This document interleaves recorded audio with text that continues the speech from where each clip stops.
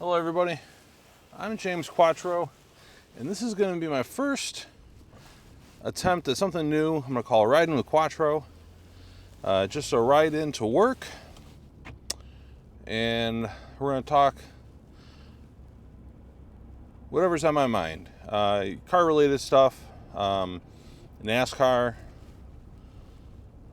and today we are driving in a snowstorm, which kind of battered central United States. And right now we're getting our little piece of the pie, which is a snowstorm. Not as bad as they called for, which is a good thing. They were calling for some pretty nasty snow here. Got a couple inches. It's that wet, heavy spring snow, which is never fun to shovel. So if I look a little disheveled, it's because I've been shoveling. Let's talk a little bit about Fontana in California. Maybe more little. Great race. I am very happy for Kyle Busch, which that's probably the only time you'll ever hear me say that. I am far from a Kyle Busch fan. But, you know, I've seen his struggles with Gibbs the past couple of years. You know, we've all heard about and read about his personal struggles with infertility. You know, so I'm kind of glad that he was able to go to Childress and get a little bit of a break. I'm really happy for Childress. You know, I think that they made the right move. I think Kyle Busch will fit very well in their team and their culture. And I think that's shown so far this season. With every race he's entered with Childress so far has been a very successful event. You know, Daytona, tough break there. Can't really control what you can't control. But California, he was definitely, if not the most dominant car, he was definitely one of the most dominant cars the entire race. So kudos to him. Yeah, I hope he has a lot of success there. Let's talk about the Speedway itself. So, as I'm sure if you don't know, that was the last Cup race at the Auto Club 2-mile Speedway. After this past weekend, they're going to be tearing down the track and building a short track. Unfortunately, in my personal opinion, I think this is more of a money grab than a sound business decision on NASCAR's part. For those that don't know, NASCAR physically owns the track. They have sold, I think the number's like 80% of the property already for $533 million. The problem is, and this may have been a decision that was made before the new car, or the plans may have been in work, probably been in work since before last year with the new car. The problem is, and I'm sure this will change over time, but the problem is this new car puts on amazing racing at intermediate tracks. So where the previous generation car was absolutely horrible at the intermediates, I don't want to say horrible, it's just extremely boring. You know, very little true good racing. This new car is putting on amazing racing at these intermediates.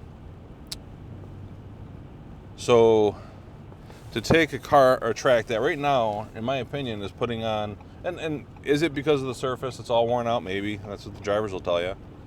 They know better than I do for sure. But right now it's putting on the best racing it ever has in its entire existence. So let's tear it down. The new car has not been doing very well at the short tracks. Now, NASCAR needs to make the new car drive good at the short tracks. Otherwise, they are going to have some major problems. But as of right now, the racing is far better at the intermediates than it is anywhere else. So I think eliminating an intermediate to create a short track seems counterintuitive right now. And if it's all about the money, well, that's far more unfortunate. I hope that's not the case. The big question of what's moving in next to what will be the short track at Fontana, that's going to be, time will tell. The one kind of reading between the lines thing that I gathered was the part on the broadcast this weekend when they said that they will be able to lease areas for parking from the new owners of the property. That tells me that whatever is moving next door is going to have very large parking lots, or better, or else there's going to be other major problems with this whole transition. Because, if they can't find enough parking spots for the people that are coming to pay for tickets, that's going to be the end of that. And that's ultimately my big fear in all this, is that this is the end of racing in Fontana altogether. And I hope that's not the case. NASCAR surely is not pitching it that way. But that leads to question, what is moving in next door?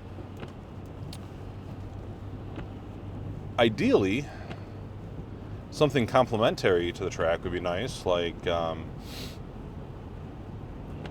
like a music venue or another sports venue. To give you kind of an idea, currently Fontana has, I think this is somewhere around 500 acres, and they have sold off 80% of that. They've currently only got 80 something acres. And to give you a little bit more perspective, Bristol is on 300 acres. So 80 acres is probably enough room for a track and for grandstands, concessions, and that's probably about it. So that means that a majority, I'm not going to say all, but a majority of the parking is going to be on this property that's no longer theirs. So it'll be interesting. It could be a great thing in the long run, especially if, like I said, if there's some kind of an entertainment venue going in there that can have very large parking lots that they can lease for race weekends. An amusement park would be kind of cool. It would be kind of cool to have an amusement park on the backstretch of the short track with, Ferris wheels and roller coasters, especially night races. They'd be all lit up. That'd be actually kind of cool. Very much dreaming and speculating. I know nothing, absolutely nothing about what they're going to do. But there is opportunity for greatness. We'll see if it can be realized or if it's going to be a death pill for racing in Fontana. We'll see. Only time will tell. What they did say is there will not be racing in Fontana next year. So that's a date that opens up, and what's NASCAR going to do with that? Are they going to give it to another existing track? Are they going to try something unique and special? Curious to see. Next week is week 2 of the West Coast Swing. They're going to Vegas. Another track that Kyle Busch likes. His home track. Excited to see what happens there. Roads aren't too bad. A little slushy in the middle, but for those that live in areas that don't get as much snow, this would be crippling. To us, this is not even enough to close school. I live just north of Syracuse. As you know, if you follow my channel at all, I work in Central Square, which is right in the heart of lake effect snow country. This year has been a disappointment. Depends on who you are, I guess. I'm not sure how anybody can enjoy what we've had this year. Big snowmobile country, and there's really been no snow. This is the first real snow event since about, I want to say it started maybe Thursday or Friday. On and off, different storms coming through. And the forecast is saying 40s going forward, so it's not going to stick around. Be a lot of messy, wet snow. But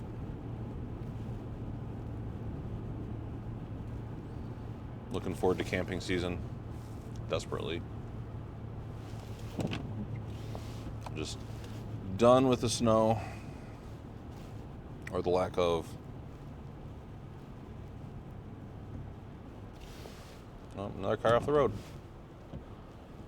And I'm behind.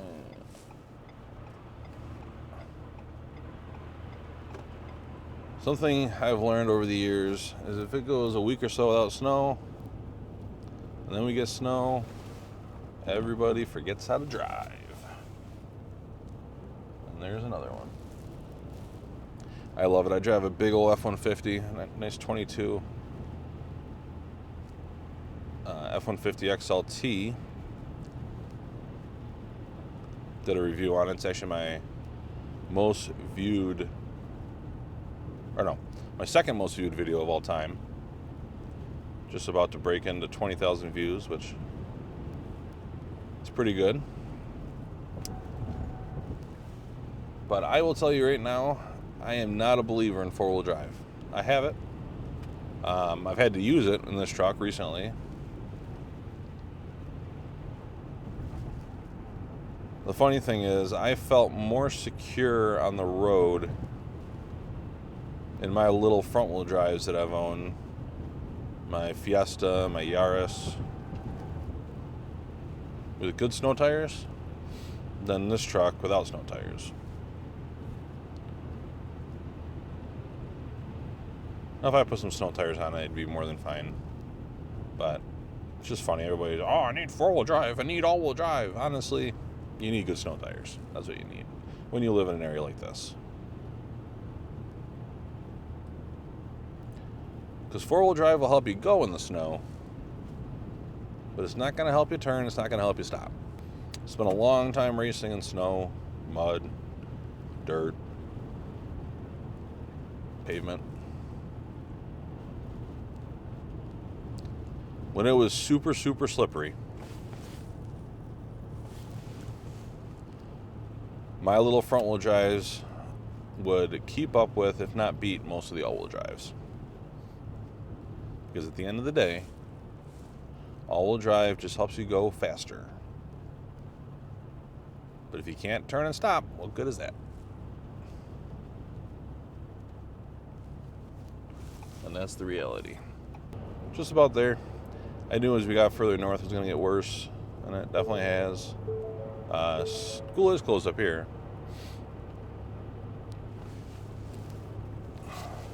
Advanced technology is great. Doesn't do a darn thing in the middle of a snowstorm. Those sensors and cameras get all covered in snow and slush and slop. And that's the end of that. Well, I appreciate you guys riding along with me on my way into work this morning. Please like and subscribe. Ring the little bell. I plan on doing this every week. Unless people don't like it. In that case, I'll have to stop. But I've been wanting to do a vlog, NASCAR related, car related, for quite a while. I set up a whole studio in my basement, backdrops, webcams, the whole bit to try to do that, and nothing. So with the chaos of my life, with having young twins and an 8-year-old that stomps around like a rhino. Just not possible. So I figured I'd try it in the car, nice and quiet, nothing to do for about 20 minutes, and except for drive, and talk to all you. So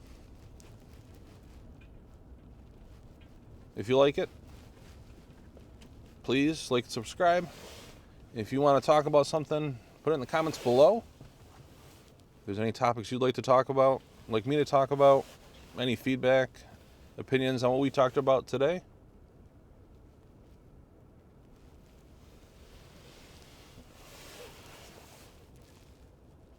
That about wraps it up for the first episode of Riding with Quattro. Till next time, see you later.